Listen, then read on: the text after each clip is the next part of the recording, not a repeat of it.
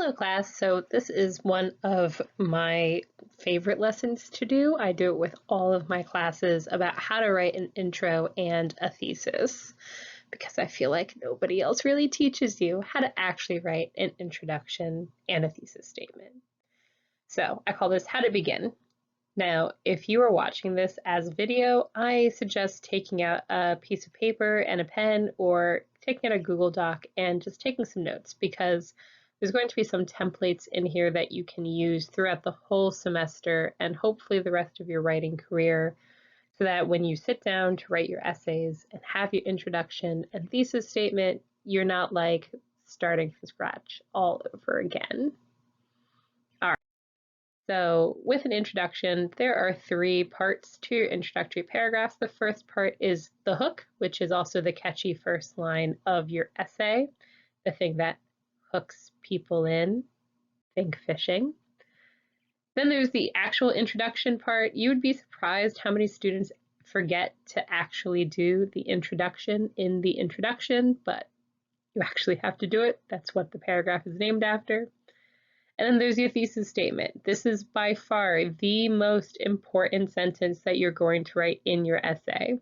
It states your argument or your claim, but it also creates a roadmap for the rest of your paper. Without a good thesis, you cannot have a good rest of your essay. All right. So, what makes a good hook? A good hook catches the reader's attention, and you can do this in a lot of different ways, but I usually say that the easiest way to do it is to use a surprising or interesting fact, or an evocative descriptive scene using the 5 senses, or a question. So what do all these things look like? So a surprising fact would be like, it was a bright, cold day in April and the clocks were striking 13. Now it's from 1984, so it's obviously a piece of fiction, but it's still a really interesting and unique hook. Then there's the descriptive scene. The enormous, pungent, and extremely well-marketed Maine Lobster Festival is held every late July on the western side of Penobscot Bay, the nerve stem of Maine's lobster industry. That's from David Foster Wallace's Consider the Lobster, which is an interesting essay about what it sounds like lobster eating. But this is the descriptive scene, right? It gives you a lot of specific scene settings so that we know exactly where we are before the rest of the essay begins. And then there's the question. How many times have you been late to class because you couldn't find parking? You're not alone, right? By asking a question, hopefully the reader then answers in their head and then continues reading on with your essay. So it's a little bit of call and response between you and the reader. All three of these make good hooks. What makes a bad hook is to not write a hook and to just start with the introduction. No, you want to make sure that you're drawing people into your essay. It's kind of important, and it really sets the tone for what the rest of the essay is going to be like in terms of writing. So this is the part where I tell you to get with a partner and rank the sample hooks on the following slide. You don't have to do it with a partner, you can do it by yourself. So just think to yourself, what makes them good or not so good? All right, so technology is at the center of all society, and at the forefront is the internet. Or, back in the 1920s, my mother never went to a funeral if she could help it. Or, despite the fact that life in America is likely better than most other places, migrators have gained very little freedom in their move. Or, with technology becoming more and more present in nearly every facet of our day-to-day life, it becomes harder and harder to escape the outreach of it, regardless of whether that outlook is good or bad. Or, wouldn't free access to education be wonderful? Sorry, so take just 1 second, read through all of these, come up with your own list in your head. Which one is the worst? Which one is the best in terms of attention-grabbing hooks? And in 5, 4, 3, I will give you my answers. 2, 1. All right, so my answer is I think that the worst one is number 4, mostly because it annoys me with all of the repeated words. This is actually from a student paper a couple of years ago. More and more present, day-to-day life, harder and harder, just drives me crazy. And I'm really not sure what it means, especially with this last part, regardless of whether that outlook is good or bad. Like, I just don't know. I honestly don't know what the argument is here. Same with number 1, technology is at the center of all society and at the forefront is the internet. I don't like that. I'm not sure what the center is. I'm not sure what the forefront of the center is. I'm not sure why it matters. It just seems like something that you're stating that's really obvious. So I find that kind of annoying. I think the best one is, I like number 5, wouldn't free access to education be wonderful? It's not a bad one. I really like number 2. Back in the 1920s, my mother never went to a funeral if she could help it. So yeah, something interesting, something that catches our eye and makes us want to read on. What belongs in your introduction?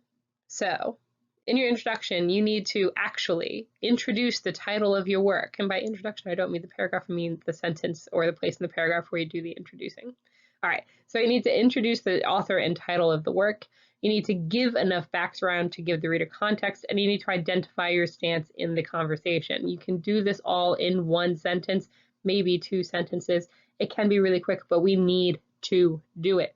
If you are responding to a specific paper, which you will do in this class, if you are responding to a specific paper, you need to tell me the full name of the author and the full name of that paper. You cannot assume that I know. Also, side note, spell the author's name correctly. There is nothing that annoys me more and annoys a lot of readers more than spelling a name incorrectly. It's at the top of the page, right? We know what their name is. Okay, so anyway, in Jon Ronson's essay, How the Online Hate Mob Set Its Sights on Me, so that is doing the thing of the name of the author and the name of the essay. He identifies problems with how online discourse takes place. Though the essay written in 2014 predates the term cancel culture, Ronson lays out the problems of people on the internet playing judge and jury. So this is my little introduction to the author's argument, and then I will identify my own argument in the next sentence. But this is what you need to do. The author's full name, the full name of the essay, you only need to say it here, you can shorten it elsewhere, and your little summary of what the essay is about.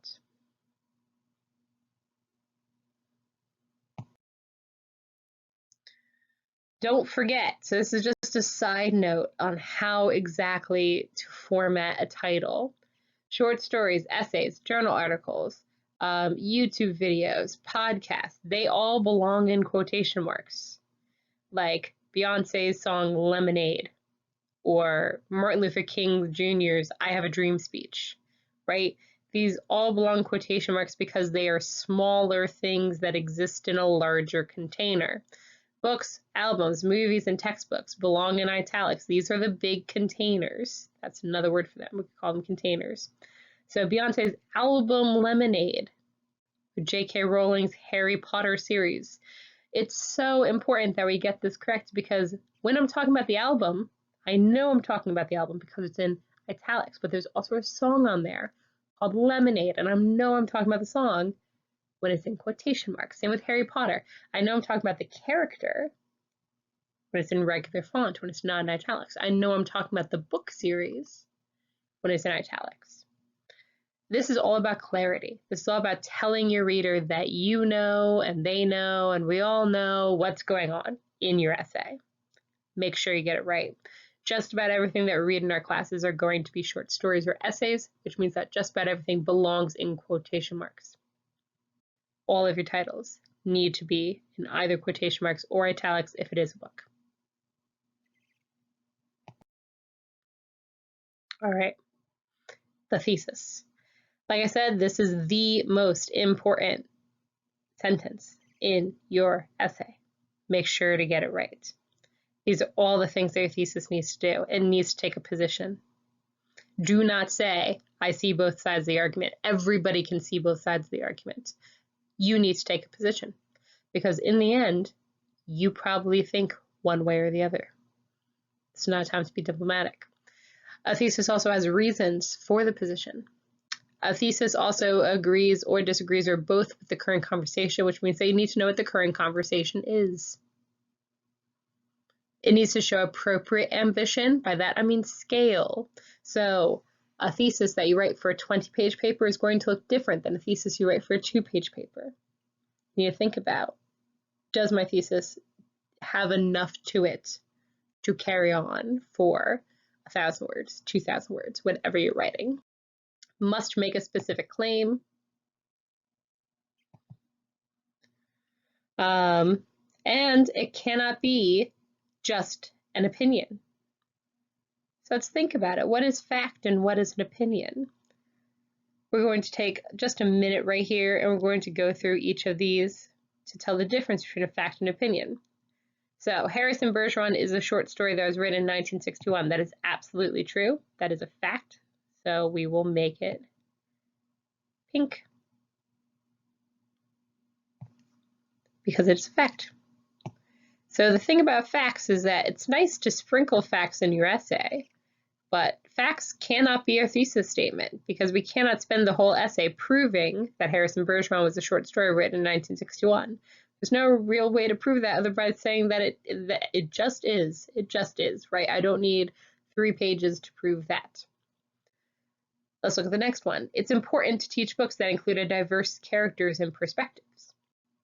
Yeah, that one's an opinion. Like, hopefully it's an opinion that we all agree on, but that's okay. It's still an opinion. So opinions make good thesis statements because opinions can be argued, right? You may argue that it's important to teach books that include diverse characters and perspectives. And I may argue that it's important to teach books about people who look exactly like us, who do exactly the same sort of lives that we do, because it's important to see yourself represented on the page. Whatever, right? There are 2 sides to this argument, which means that we can have an argument about it. Opinions make pretty good thesis statements. They make pretty bad evidence. There's a time and place for facts and opinions. The Earth is over 4 billion years old. This one is a fact. It is not an opinion. The Earth is definitely over 4 billion years old. We have evidence to prove it. So, again, facts make bad thesis statements. They make good evidence. Andrew Garfield is the best Spider-Man. Here is a hint. If something has the word important or best, then it is probably an opinion. I mean, it may be a correct opinion, but still an opinion. Can spend a whole essay arguing it. Children need to be in the physical classroom. This one's sort of hard. It doesn't have important and it doesn't have best, but it is still an opinion, right? We can preface this with I think. I think children need to be in the physical classroom. I believe children need to be in the physical classroom. But it is still an opinion, and so we can still argue it. All right. So, good thesis statements act as a roadmap to your paper. So, good thesis statements include reasons for your argument that act as your topic sentences and mentions the naysayer or counterclaim. A good thesis statement should be something that you can come back to later on when you're writing your paper and say, oh, what was my next paragraph going to be about? Oh, right, this thing. And then you can continue on. They should be like sort of a rough outline. Tip, a lot of good thesis statements start with while or although. Honestly, it's my #1 tip for college students. Starting your thesis statement off with while automatically includes the other side of the argument. It just makes everything so much easier and more interesting to read and write. All right, guys, this is the part that you need to write down. This is your sample thesis statement. It's not perfect. It's not going to be perfect for literally every paper, but it will be good for most of them. While some may argue blank, in actuality, blank, blank, and blank. That's it. That's a thesis statement. And this thesis statement is going to get you 6, 7, 8 paragraphs easy. While condemning bad behavior online can feel like social justice, right? So this is important, right? This very first part of our thesis statement is actually acknowledging the other side of the argument, the counterclaim or naysayer paragraph, right? While condemning bad behavior online can feel like social justice, in actuality, online judgment is often skewed by miscommunication, mob mentality, and a lack of ability to allow the transgressor to grow or change. So these things, these blank, blank, and blank, is what is going to make up the bulk of my essay, my body paragraph. It ends up looking a little bit like this. Condemning bad behavior online can feel like social justice, so that becomes our naysayer paragraph. We can put it right up at the top, or we can save it until the second to last paragraph in our essay. Either way, it is acknowledging the other side of the argument before the, like, it's like if you're a defense lawyer, you have to think about what is the other person going to be saying and how can I prove them wrong, right? So you got to think about what holes can somebody pick in your argument, point them out, pick them yourself, and say why they're wrong. And then your body paragraphs are going to be how online discourse leads to miscommunication. Here's a paragraph about that. The dangers of mob mentality, paragraph about that. Avenues for transgressor to grow or change, paragraph about that. And when I say paragraph, it can be 2 paragraphs, 3 paragraphs, however long it needs to be to make your point. But this is your roadmap, right? If you ever get lost while writing this paper, it's very easy to go back into this sort of thesis statement and say, oh, right, my third body paragraph was going to be about avenues for the transgressor to grow or change. I can find evidence to support that. I can find examples. I can find analysis about it. And it all ends up supporting my argument. Perfect. All right, guys, this is my last question for you. Look at your research question and topic sentences. Can you make a similarly structured statement? Can you make, while some may argue blank, in actuality, blank, blank, and blank? Again, this is not perfect. This is not the end-all, be-all of thesis statements. You will learn other ways to write, but this is English 101, guys. It's our very first level. We gotta learn the basics here. Gotta walk before you can run.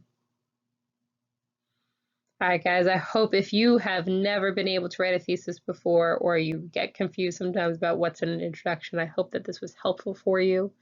Good luck. Let me know if you have any problems. Get those thesis roadmaps done. All right, guys, bye.